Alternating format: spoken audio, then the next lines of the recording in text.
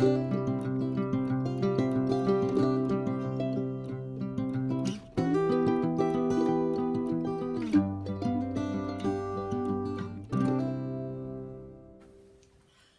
and welcome back. Today we're going to be looking at pages 2 and page 11, and these are going to be a mirror of each other but using different papers. So let's get on with it. So today we're going to continue with our hardback album. So we've made the album and we made the front page, and then I did the same and I made the reverse page at the back. So today we're going to look at making this waterfall slightly different. I've put a little touch on the end. I was watching some Graphic 45 videos and I saw this idea, so I've just sort of taken it and run with it in my own inimitable style. So you've got a little flap, and then you've got 4 little waterfalls, and then the 5th one is stuck down, but it is actually a little pocket. And if I take this swivel round, it's also got a little hidden door. So that's what we're going to work on, and it's going to go on this page so that it mirrors that page. So I'll move this out of the way. So we're going to start by cutting ourselves our page base, which is 5 3/4 by 7 3/4, and then our page, our decorated paper, which is 5 1/2 by 7 1/2, and we're just going to put that on to there. So nice and easy, 7 3/4 by 5 3/4, and then the patterned paper 7 1/2 by 5 1/2, and I've chosen a fairly simple pattern for this one. The papers don't have to match the back papers, it's just the design of the page that's going to match. So put that onto there like that. Now the thing I'm going to work on first is the base page. So what I've done is I've cut 1, 2, 3, 4 pieces of card at 4 1/2 inches by 4 inches, and then I've scored a 1/2 inch, so that what I'm going to end up with is a flap 4 by 4. So I've got those, but then the 5th one is just cut at 4 by 4, so there's no fold over on the last one, it's just 4 by 4. And then for this page I've taken these out of the 8 by 8 albums. So these are sort of the journaling cards, if you like, from the 8 by 8 album, and I've cut 4 down to I think it's 4 and so 3 3/4 by 3 3/4, and those are going to go on there. And then I've cut a 4th one, again 3 3/4 by 3 3/4, and I've got this one over here, because what I've used on this one is a Paul Katz die that's going to cut a slot for us. So I've situated it fairly near the top because I want room for my swivel at the bottom, and I have put it through my machine. So if I take this off, you'll see that this particular die doesn't cut. So that's the one that makes the flap.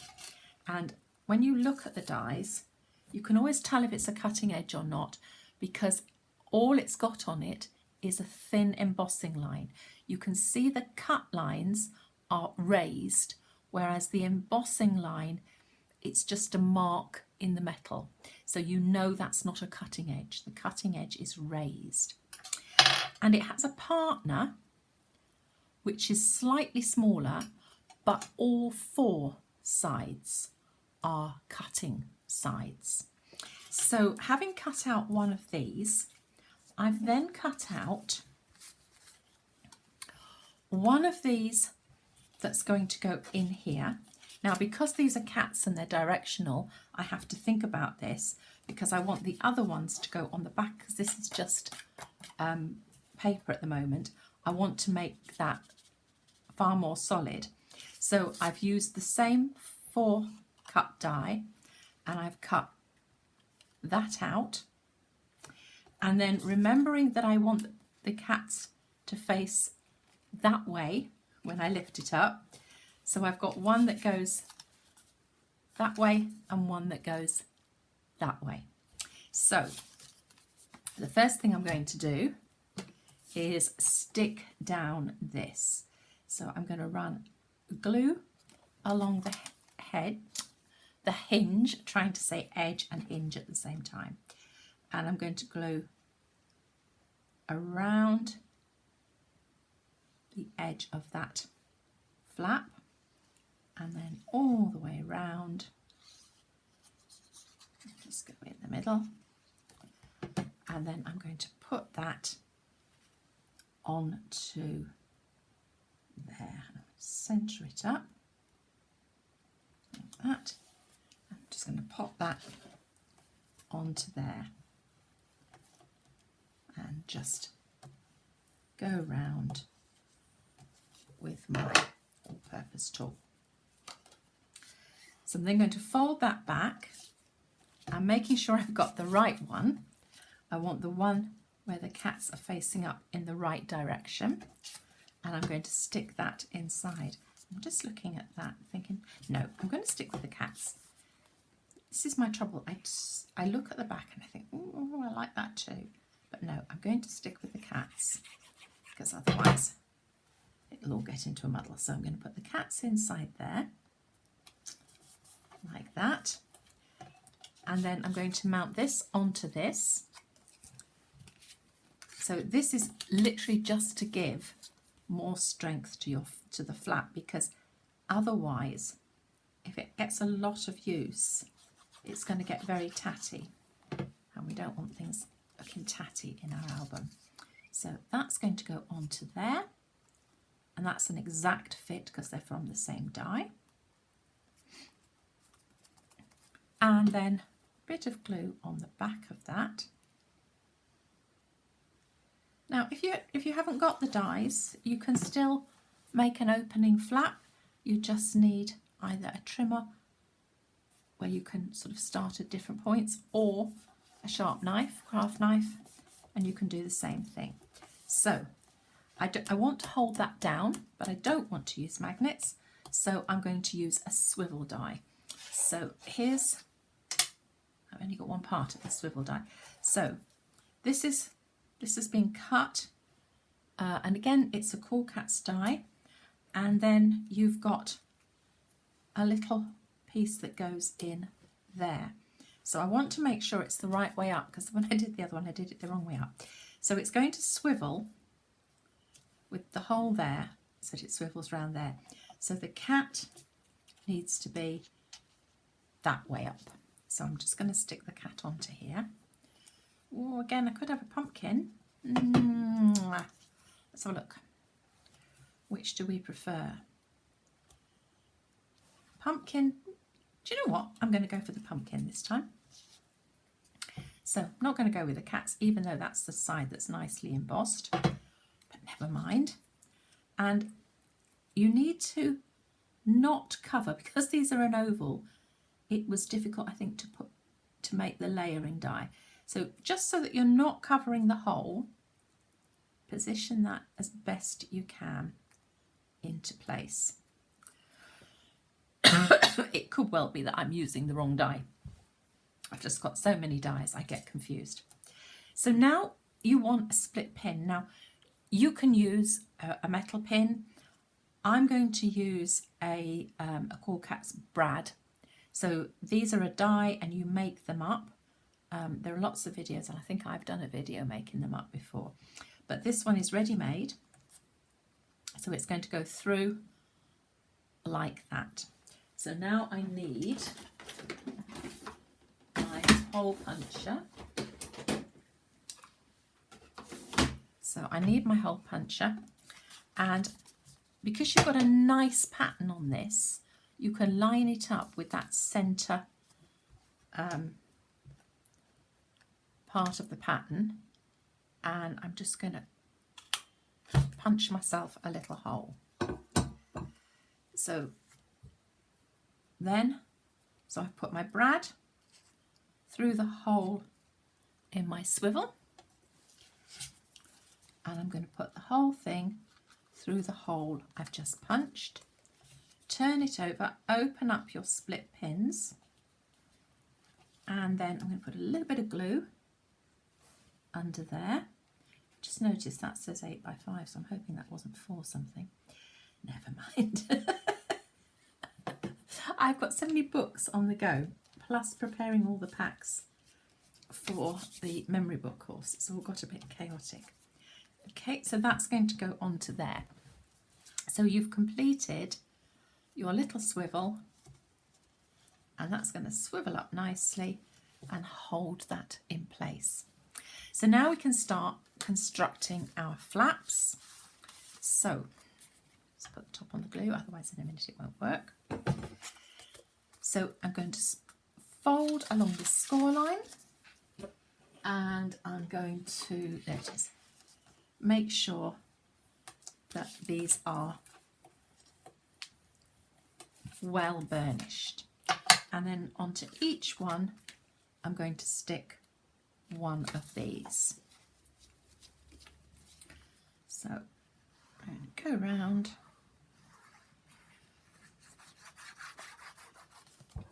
Now you could use the same papers and mirror it completely, which can look quite nice, but I just wanted to be able to show as many of the different papers as I could. And the papers are just so lovely. So I'm going to do the same with that one. And put that one on it.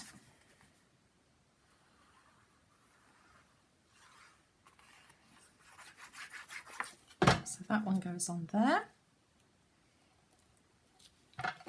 Like, oops, that's not quite straight. Like so. Must come down a tad. There we go.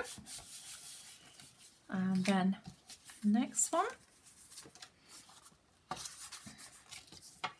give it a good burnish. This will help hold everything down tightly when you come to put it all together. And papers. Now these are only a set of 4 of these pictures. So this one is the same as the bottom one. So I want to make sure this one goes at the top. So we've got one at the top and one at the bottom that are the same. So I'm just going to put that one to one side separately for a moment. And here comes my last one. Good burnish. And then we're going to put that on to there. A bit of glue and put that one on there. Now you can put white card or something on the other side, and to be quite honest, I don't do that as a general rule. I have done it sometimes, but as a general rule I just leave that so that people can put their photographs on there. Okay, so now I'm going to bring this back in. So these are 4x4. I want that one on the top, don't I? So we'll start with this one.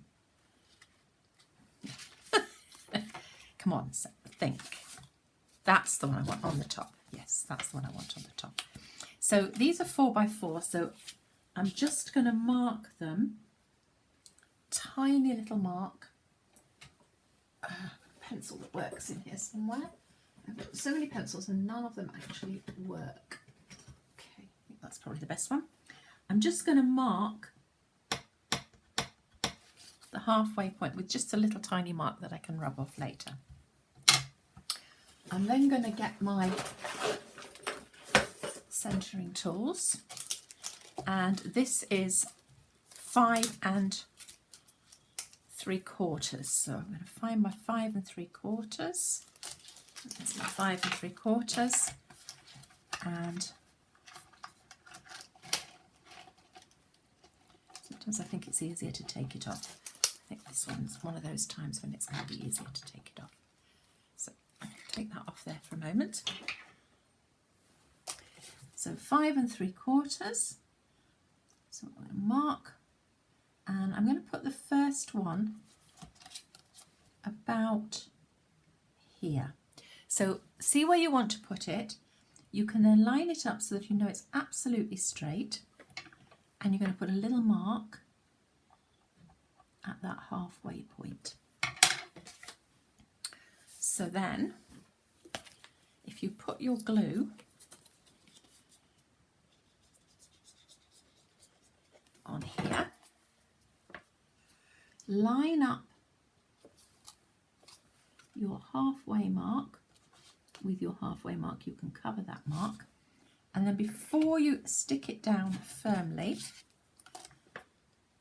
you can make sure it's level by lining that up,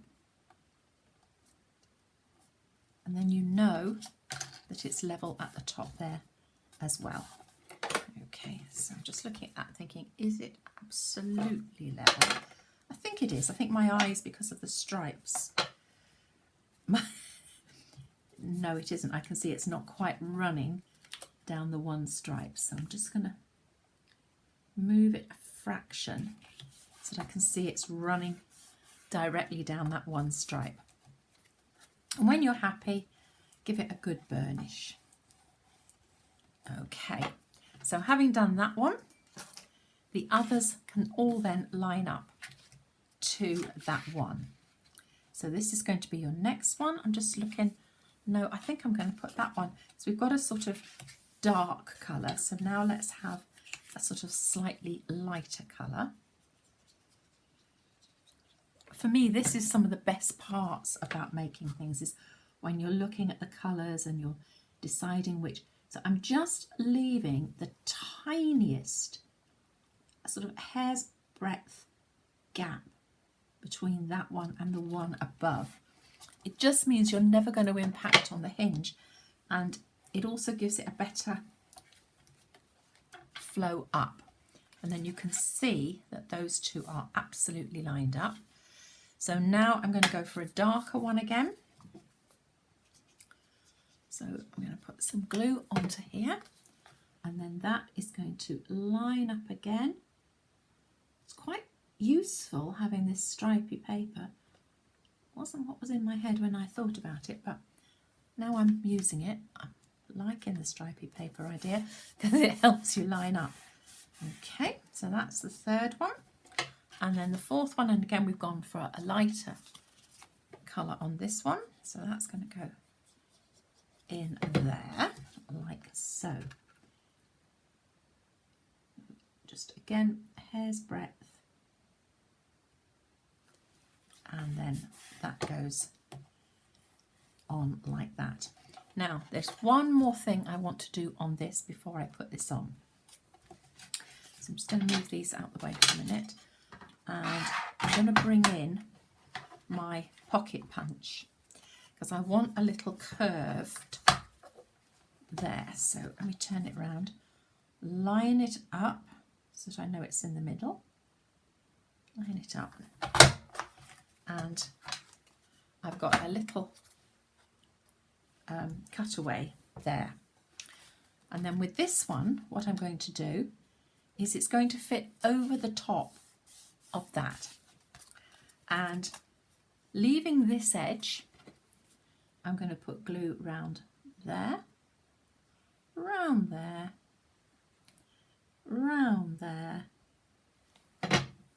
and line that up on the bottom one like that. Line it up with the edges,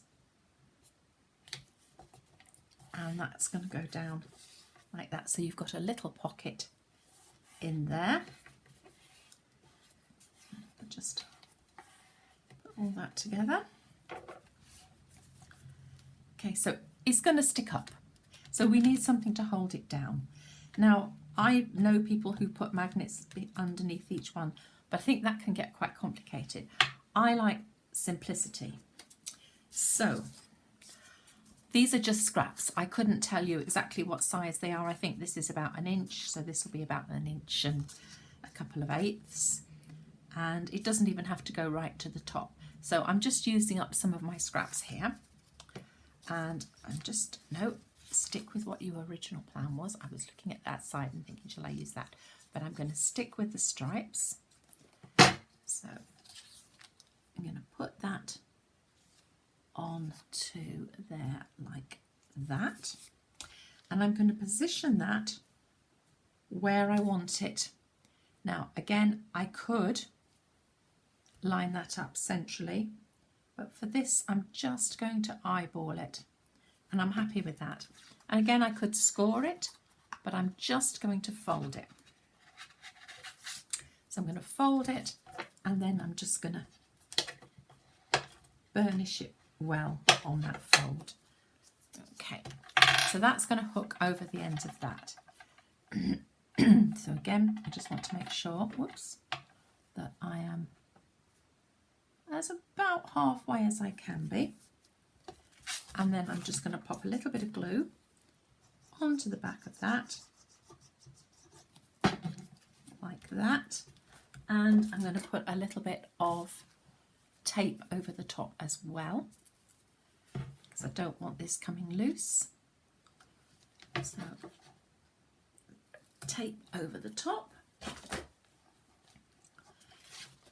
and then I'm going to take this little piece. Now again, I couldn't actually tell you the measurements, it's just 2 bits of scrap, but that is slightly bigger than that, and you want it to be longer than your piece coming down is wide. You'll see what I mean in a minute. So it needs to be longer this way than your piece coming down is wide. Okay, and then what you're going to do is you're going to put a little bit of glue on that edge, a little bit of glue on that edge, and then you're going to place it over the top and push those 2 ends down. Okay, and I would suggest before you start fiddling about taking that flap out, you give that time to dry. So that now is ready to go into our book on the second page. So I'm going to take the carrier paper off this, and then I'm going to go round, all the way round with my glue, and then that's going to position. Just lift up your page because you're putting black on black, and the number of times I've gone over onto the next page because I haven't thought hard enough about what I'm doing. So that's going to go onto there like that, and burnish that down into place all the way round, and that is the second page of our book, and it's mirrored in design with the page at the back. I think on reflection I prefer this page but that's, that's for you to decide. So that's the second and the penultimate pages completed. Right, thank you for watching. Bye bye.